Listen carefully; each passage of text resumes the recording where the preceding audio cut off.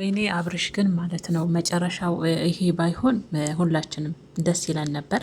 ግን ደግሞ ያው ምንም ማድረግ አይቻልም። ምክንያቱም እሷም የሴትነቷን ተፍጨርጭራለች።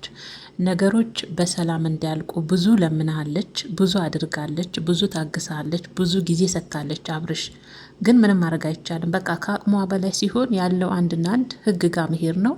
ለህግ ደግሞ መታዘዝ ግድ ይላል ሀገር ውስጥ እስከመኖርክ ድረስ ማለት ነው። ስለዛ ዛሬ እንግዲህ ያው ብዙዎቻችሁም አንዳንድ አልፎም አንዳንድ ልጆች እያዩችሁ ነበረ የልጅሽን አባት እንዴት የምትሉ ሲቀጥል ደግሞ የኢትዮጵያ ህግ አስከባሪ ካሜራ ይዞ ነው የሚንቀሳቀሰው የምትሉም አላችሁ። እና በነገራችን ላይ የኢትዮጵያ ፖሊሶች ያው እነሱ ዩቱበር እንደሆኑ ካወቁና ህዝብ ጋር አብሮ ቪዲዮቸው ህዝብ ጋር የሚደርስና ነገሩ ከሚመለከታቸው ቤተሰቦቻቸው ጋር የተጀመረ ለህዝብ መተላለፍ ያለበት ነገር ከሆነ ፍቃድ ጠይቀው ፖሊሶችን ካሜራ ውስጥ ማስገባት ይቻላል። ፍቃድ ጠይቀው ማለት ነው። ለዚህ ለምትጠይቁ አንዳንድ ልጆች ማለት ነው። እና ሌላው ደግሞ ያው የልጅሽን አባት የምትሉም አላችሁ። ዛሬ እንግዲህ ሩታ ያው አብርሽን በፖሊስ አስይዘዋለች። ምክንያቱም ሁላችንም እያየን ነው። ለምነዋለች እንደ ልጅ አባት እንዲፈርምላት እንዲለያዩ፣ እሱም የራሱን ህይወት እንዲኖር እሷም የራሷን ህይወት ማስቀጠል ስላለባት እንደ ሴት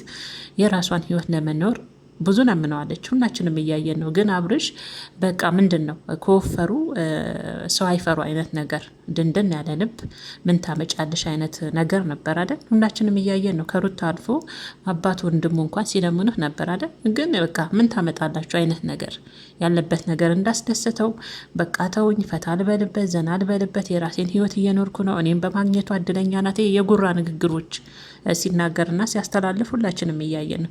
ስለዛ የልጅሽ አባት ነው ምንም ቢሆን እንዴት እንዴት አደርጊያለሽ ነው የምትሉ፣ ምንም ማድረግ አይቻልም። ሁላችንም ብንሆን የምናደርገው ነገር ነው።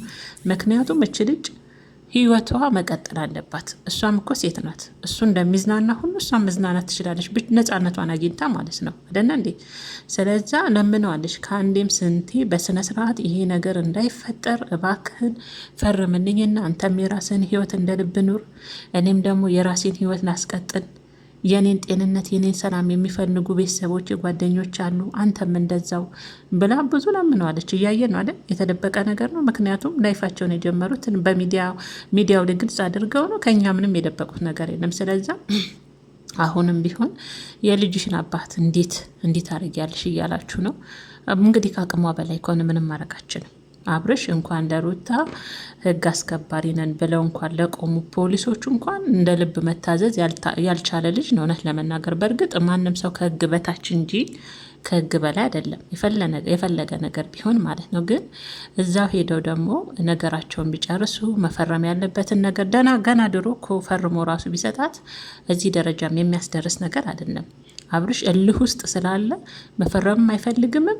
እሷን ደግሞ እያንገላታ በቃ እሱ ፈርምልኝ አትፈርምልኝ፣ ይህን አድርግ ይህን አታደርግ እያለች እሷን እያንገላታ እንደ ልቡ ነበር መኖር የፈለገው። ይህ ደግሞ አይቻልማ። እሷ እኮ ሰው ናት፣ ብረት አይደለችም። ይሰማታል አይደል? ብዙ ነገር ትፈልጋለች። ስለዚ እሷ አሸንጉሊት አይደለችም። ስለዛ ያለው አማራጭ እንግዲህ ህግና ህግ ነው። አብርሽ እንግዲህ ዛሬ ወደ ህግ ሄዷል። ብዙዎቻችሁ ደግሞ እንደዚህ እናንተ እኔ አላቅም ብቻ ብዙም የምጽፉ አላችሁ። ለእናንተ እንግዲህ ራሳችሁ አይምሯችሁ መልስ ይስጣችሁ። እንግዲህ ዛሬ አብርሽ በህግ ተይዞ በመጨረሻም ሩታ በህግ ወስደዋለች ማለት ነው። ወደ ህግ ጉዳዩን ወስደዋለች። በነገራችን ላይ እኔ ግን የሩታ ውበት ነው የታየኝ ዛሬ። የእውነት እንዴት አባቱ ነው ያማረባት አብርሽ። እኔ ቆይ ምንድን ነው የምትፈልጊው? እኔና አንቺ በቃ እንለያይ መለያየት ነው የምፈልጊው መጨረሻ ጊዜ ላይ? አይ አብርሽ ስንት ለመለች እንደ ሴት ስንት አለች። ለሩታ ይሄ ይገባት ነበር አብርሽ። እንደው ምንም ብታረግህ ራሱ እኮ ለሩታ እንደዚህ አይነት የብሽሽቅ ህይወት ውስጥ የምትከታት አይነት ልጅ አልነበረችም።